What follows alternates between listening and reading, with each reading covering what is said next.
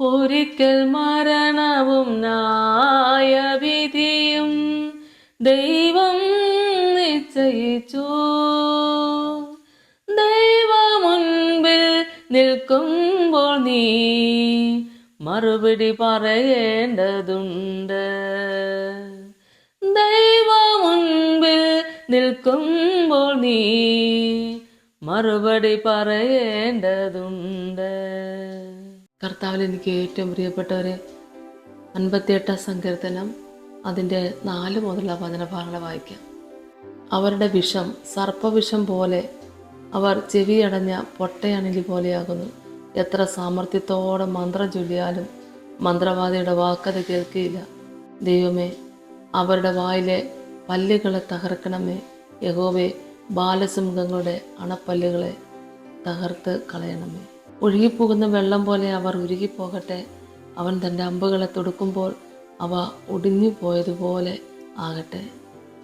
അലിഞ്ഞുപോയി പോകുന്ന അച്ചുപോലെ അവർ ആകട്ടെ. ഗർഭവലസിപ്പോയ സ്ത്രീകളുടെ പ്രജ പോലെ അവർ സൂര്യനെ കാണാതിരിക്കട്ടെ. നിങ്ങളുടെ കലങ്ങൾക്ക് മുഴുത്തി തട്ടും മുമ്പേ പച്ചയും വെന്തതുമെല്ലാം ഒരുപോലെ അവൻ ചുഴലിക്കാറ്റിനാൽ പാറ്റിക്കളയും. നീതിമാൻ പ്രതിക്രിയ കണ്ട് ആനന്ദിക്കും. അവൻ തൻ്റെ കാലുകളെ ദുഷ്ടന്മാരുടെ രക്തത്തിൽ കഴുകും. ആകയാൽ നീതിമാന് പ്രതിഫലമുണ്ട് നിശ്ചയം. ഭൂമി ന്യായം വിധിക്കുന്ന ഒരു ദൈവമുണ്ട് നിശ്ചയം എന്ന് മനുഷ്യർ പറയും. ഇവിടെ പറഞ്ഞു വരുന്നത് ദുഷ്ടന്മാർ നിമിത്തമുള്ള പ്രശ്നങ്ങളെക്കുറിച്ച് ഇവിടെ പറയുന്നുണ്ട്. 3-ാം വാക്യം മുതൽ പറഞ്ഞത് അതാണ്. ദുഷ്ടന്മാർ ഗർഭം മുതൽ ഭ്രഷ്ടന്മാരായിരിക്കുന്നവർ ജനനം മുതൽ പോഷ്ക് പറഞ്ഞ് തെറ്റി നടക്കുന്നു. പോഷ്ക് പറഞ്ഞ് തെറ്റി നടക്കുന്നവർ, ഈ തെറ്റി നടക്കുന്നവർ പോഷ്ക് പറഞ്ഞ് അവതരിപ്പിച്ചു പോകുമ്പോൾ അവർക്ക് പറയാനുള്ളത് അവരുടെ കാര്യങ്ങളല്ല, മറ്റുള്ളവരെ കുറിച്ച് പറഞ്ഞു വരുമ്പോൾ അത് നിമിത്തം എത്രമാത്രം പ്രശ്നങ്ങൾ, പ്രതികൂലങ്ങൾ ബാക്കിയുള്ളവർ അനുഭവിക്കുന്നുള്ളത് അവരറിയുന്നില്ല. അവർക്കറിയാൻ അത് ആഗ്രഹമില്ല. അതുകൊണ്ട് അവരുടെ വിഷം സർപ്പവിഷം പോലെ, അവർ ചെവിയടഞ്ഞ പൊട്ട അണലി പോലെയാകുന്നു എന്ന വചനം പറഞ്ഞ്. അവരുടെ വിഷം സർപ്പവിഷം പോലെയാണ്. എത്ര സാമർഥ്യത്തോടെ മന്ത്രം ചൊല്ലിയാലും മന്ത്രവാദിയുടെ വാക്കത് കേൾക്കില്ലെന്ന്. ദൈവമേ, അവരുടെ വായിലെ പല്ലുകളെ തകർക്കണമേ. യഹോവേ, ബാലസിംഹങ്ങളുടെ അണപ്പല്ലുകളെ തകർത്ത് കളയണമേ. ഒഴുകിപ്പോകുന്ന വെള്ളം പോലെ അവർ ഉരുകിപ്പോകട്ടെ. അവൻ തൻ്റെ അമ്പുകളെ തൊടുക്കുമ്പോൾ അവ ഒടിഞ്ഞു പോയതുപോലെയാകട്ടെ. ദാവീദ് രാജാവ് തൻ്റെ ജീവിതത്തിൽ അനുഭവിക്കുന്ന ഞെരുക്കം എത്ര വലുതാണ്. തൻ്റെ അനുഭവത്തിലൂടെ ഇത് കുറിച്ചു വച്ചിരിക്കുന്ന കാര്യമാണ്.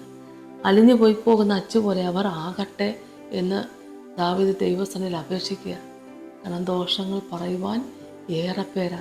അവരെക്കുറിച്ച് പ്രത്യേകമായി പറഞ്ഞാൽ അവരടങ്ങിപ്പാർക്കത്തില്ല, ഒരു സ്ഥിരതയില്ല. അവരിങ്ങനെ ജനനം മുതൽ പോഷ്ക് പറഞ്ഞ് തെറ്റി നടക്കുന്നു എന്നവന്. തെറ്റി നടക്കുന്നവർക്ക് നല്ലത് പറയാനായിട്ട് ഉണ്ടാവില്ല. ഒരു നീതിമാനെതിരായിട്ട് ദോഷങ്ങൾ പറഞ്ഞ് ഏറെ പേരുള്ളതുകൊണ്ട് ദാവീദ് തൻ്റെ അനുഭവത്തിലൂടെ ദൈവത്തോട് അപേക്ഷിക്കുന്നൊരു പ്രാർത്ഥന, സ്തോത്രം, ദൈവത്തിൻ്റെ സന്നിധിയിൽ അപേക്ഷിക്കുകയാണ്. അലിഞ്ഞു പോയി പോകുന്ന അച്ചുപോലെ അവർ ആകട്ടെ. ഗർഭവലസിപ്പോയ സ്ത്രീകളുടെ പ്രജ പോലെ അവർ സൂര്യനെ കാണാതിരിക്കട്ടെ എന്നാണ് അവിടെ ഒരു നീതിമാൻ്റെ പ്രാർത്ഥനയാണ്. ദൈവം കേൾക്കാതെ പോവില്ല. നിങ്ങളുടെ കലങ്ങൾക്ക് മുഴുത്തി തട്ടും മുമ്പേ പച്ചയും വെന്തതുമെല്ലാം ഒരുപോലെ അവൻ ചുഴലിക്കാറ്റിനാൽ പാറ്റിക്കളയുമെന്നാണ് വചനം കേൾപ്പിക്കുന്നത്. നീതിമാൻ പ്രതിക്രിയ കണ്ട് ആനന്ദിക്കും. ആമേൻ. അവൻ തൻ്റെ കാലുകളെ ദുഷ്ടന്മാരുടെ രക്തത്തിൽ കഴുകും. ആകയാൽ നീതിമാന് പ്രതിഫലമുണ്ട് നിശ്ചയം. യേശുവേ സ്തോത്രം. പ്രതിഫലം ദൈവത്തിൻ്റെ സന്നിധിയിലാണ്. നീതിമാന് പ്രതിഫലമുണ്ട് നിശ്ചയം. ഭൂമി ന്യായം വിധിക്കുന്ന ഒരു ദൈവമുണ്ട് നിശ്ചയമെന്ന് മനുഷ്യർ പറയുമെന്ന് സത്യമാണ്. ഞാനാണെങ്കിലും ഈ ലോകത്തേവരും നമ്മൾ ചെയ്തതിന് തക്കവണ്ണം നമുക്ക് ദൈവം തന്നിരിക്കും. ശിക്ഷയുണ്ടോ? ഉറപ്പായിട്ട് രക്ഷയുണ്ട്. രക്ഷ പ്രാപിക്കും മുമ്പ് ഒരു ശിക്ഷ നമുക്കുണ്ടാവും. എന്നാൽ ദുഷ്ടന്മാരെ കുറിച്ച് ഇവിടെ പറയുമ്പോൾ അവർക്ക് അന്തമില്ലാത്ത ഒരു യാത്രയാണ്. ഇവിടെ യാത്ര തീരത്തില്ല, അവസാനിക്കത്തില്ല, സ്ഥിരതയില്ല. ഒരിങ്ങനെ യാത്ര ചെയ്ത് നീതിമാന്മാർക്കെതിരായ ദോഷം പറഞ്ഞ് അവർ തെറ്റി നടക്കുന്നതിനെ കുറിച്ച് അവിടെ പറയുമ്പോൾ സ്തോത്രം.